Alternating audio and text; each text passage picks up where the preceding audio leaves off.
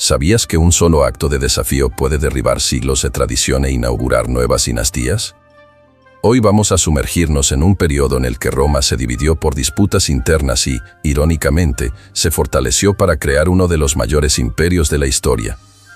Fue el día en que la República colapsó para dar paso a algo aún más grandioso, pero igualmente turbulento. Prepárate, porque estas batallas e intrigas van a revelar cómo el fin de una era puede marcar el comienzo de otra, sin que nadie pudiera prever el resultado final. El primer triunvirato unió tres fuerzas poderosas, Julio César, Pompeyo y Craso. Formaron una alianza para superar la resistencia del Senado, que temía su rápido crecimiento. Craso buscaba gloria militar, mientras César conseguía prestigio por sus victorias en la Galia y Pompeyo expandía su influencia en Roma. Pero, ¿sería esta unión capaz de mantener la República unida o sembraría la ruina de sus propias bases? La muerte de Craso en la batalla de Carras abrió un vacío político, dejando a César y Pompeyo frente a frente. Con el desaparecimiento del tercer pilar, la rivalidad entre los dos se intensificó de manera inevitable. ¿Sabías que esta tensión no solo brotó de la ambición personal, sino del miedo a perder el control de un ejército leal? Al final, quien dominara las legiones sería el señor de Roma y, por consiguiente, de sus futuros destinos. Mientras César ampliaba sus conquistas, Pompeyo se acercaba al Senado, buscando legitimarse como defensor de la República. Por su parte, el Senado veía en Pompeyo la última barrera contra el creciente poder de César. Sin embargo, el frágil equilibrio dependía de la obediencia de generales carismáticos que preferían forjar su propio camino. No es sorpresa que la chispa estuviera cerca, generando el estallido de una guerra civil inevitable. Fue en el momento en que César recibió la orden de abandonar su ejército que todo cambió. Cruzó el Rubicón en el 49 a.C., declarando la guerra al Senado y a Pompeyo, en un movimiento audaz e irreversible. Este acto mostró que la fuerza militar sobrepasaba la autoridad política, marcando la historia con sangre y ambición. Y si esta demostración de poder abrió camino a una nueva forma de gobierno, ¿qué impactos tendría en los destinos de Roma? Con la travesía del Rubicón, César tomó Italia por asalto, avanzando hacia Roma sin gran oposición.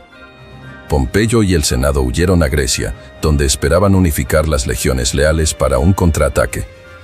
La velocidad fulminante de César sorprendió a todos, evidenciando la fuerza de su ejército. Pero, ¿hasta qué punto ese ímpetu inicial garantizaría la victoria definitiva? La batalla de Farsalos, en el 48 a.C., selló el destino de Pompeyo, quien huyó a Egipto en busca de refugio. Allí fue asesinado, un episodio que incluso sorprendió a César, que deseaba capturarlo vivo. ¿Sabías que este evento ilustra la brutalidad de la política externa, donde las alianzas cambiaban según las conveniencias? Aún así, Egipto se convertiría en el escenario de una intervención histórica de César. En Egipto, César apoyó a Cleopatra contra Ptolomeo XIII, consolidando una alianza que marcaría época.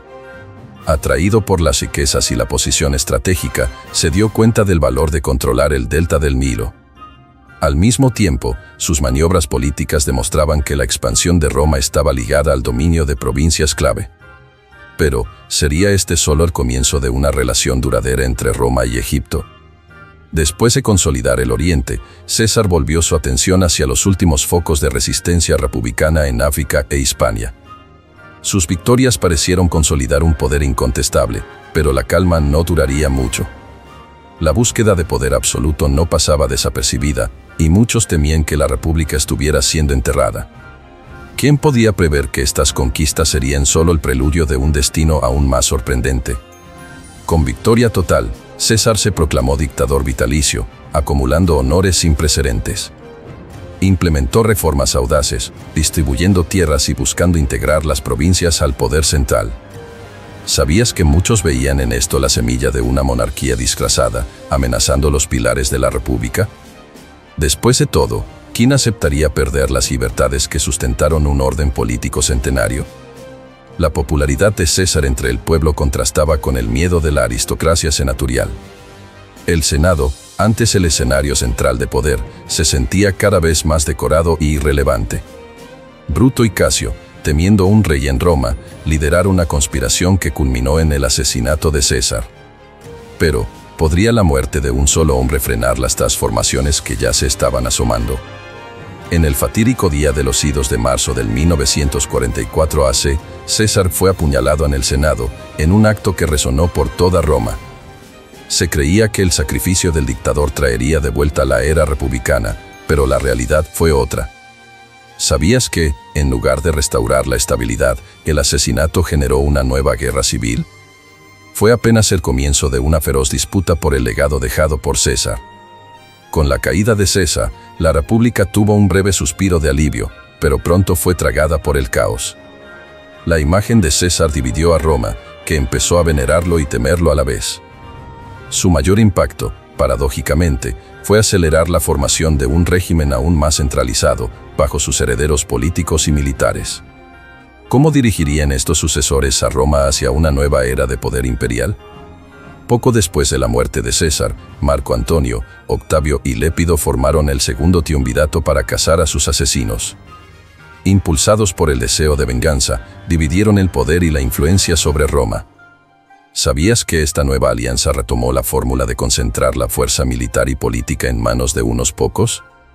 Sin embargo, los intereses en conflicto entre ellos no tardarían en salir a la luz. En la batalla de Filipos, 42 a.C., los conspiradores Bruto y Casio fueron derrotados, sepultando el sueño republicano.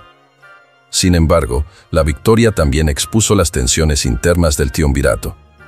Octavio controlaba el occidente, Antonio dominaba el oriente y Lépido iba perdiendo espacio. Con la desconfianza creciendo, un nuevo enfrentamiento se asomaba en el horizonte. La cercanía de Marco Antonio con Cleopatra agudizó los ánimos, pues Octavio temía la formación de un gran bloque en el oriente. Mientras tanto, Octavio fortalecía su propaganda, retratando a Antonio como traidor de Roma. El pueblo romano, fiel a la memoria de César, se inclinaba a apoyar a su heredero oficial. Pero, ¿cuáles serían las consecuencias de un conflicto entre estos dos gigantes? En la decisiva batalla de Actium, 31 a.C., Octavio salió victorioso, forzando la huida de Antonio y Cleopatra. Con la derrota, se abrió el camino para el dominio absoluto de Octavio, quien poco después sería aclamado como Augusto. La República, ya tambaleándose, se vio sustituida por un imperio centralizado. Pero, ¿hasta qué punto este cambio garantizaría paz o prepararía la tierra para futuras disputas? Desde las guerras civiles, quedó claro que el ejército era la clave para el poder, sobrepasando la política tradicional. Quien controlaba las legiones podía proclamarse líder de Roma, como César demostró al cruzar el Rubicón. ¿Sabías que, ya en el imperio, esta lógica generó conflictos como el año de los 4 emperadores, en el 69 después de Cristo?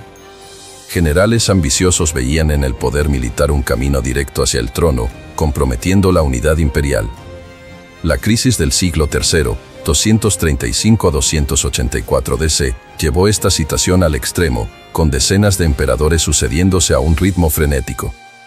Las legiones elegían y depusieron gobernantes, convirtiendo la política romana en rehén de los caprichos militares. Esta inestabilidad corroía las estructuras, obligando a reformas y generando desconfianza entre senadores y generales. Pero, ¿qué pasaría cuando fuerzas externas también presionaran las fronteras de un imperio en crisis? El colapso del Imperio Romano de Occidente, en 476 después de Cristo, fue en parte consecuencia de esta fragmentación militar. Sin cohesión, las legiones no podían detener invasiones bárbaras y cada región buscaba defender solo sus propios intereses. Curiosamente, la semilla de este fenómeno estaba en las guerras civiles que mostraron la fuerza de un general por encima de la autoridad estatal. ¿Puede un imperio resistir sin unidad interna y sin obediencia consolidada? La historia de Roma deja claro que el poder militar, si no está equilibrado por instituciones fuertes, puede desmantelar un estado desde adentro. Aunque las legiones sostenían el poder imperial, la sucesión pacífica se convirtió en un desafío constante. Si el ejército elegía al emperador, otro general podría derrocarlo en la próxima campaña. ¿Cómo mantener la cohesión cuando el trono se erguía sobre la punta de las espadas? La conquista de Egipto fue uno de los legados directos de las guerras civiles, iniciada por la intervención de César. Rico en trigo y otros bienes, Egipto se convirtió en el verdadero granero de Roma. ¿Sabías que cualquier revuelta en Alejandría afectaba de inmediato el suministro de alimentos en la capital? No es de extrañar que el emperador se ocupara personalmente de la provincia, sin depender del Senado. Con la muerte de Cleopatra, Octavio anexó Egipto como provincia imperial, blindándolo de interferencias externas. Esto impedía que generales rivales obtuvieran recursos para desafiar al poder central. Para el nuevo soberano, dominar el Nilo era más que una conquista militar, era la garantía de legitimación continua. ¿Sería esta centralización suficiente para evitar rebeliones y mantener a Roma siempre abastecida? A lo largo de los siglos, la prosperidad de Roma estuvo ligada al control de las rutas de cereales y riquezas. Cualquier tumulto en la región del Nilo reverberaba en los pasillos del Palatino, donde se tomaban decisiones imperiales. Este vínculo vital entre economía y política reforzaba el poder del emperador, pero también lo convertía en rehén de posibles crisis. No es de extrañar que Egipto fuera tratado como una joya invaluable del imperio. La historia de Egipto en la órbita romana revela que dominar un territorio va más allá de la victoria en el campo de batalla.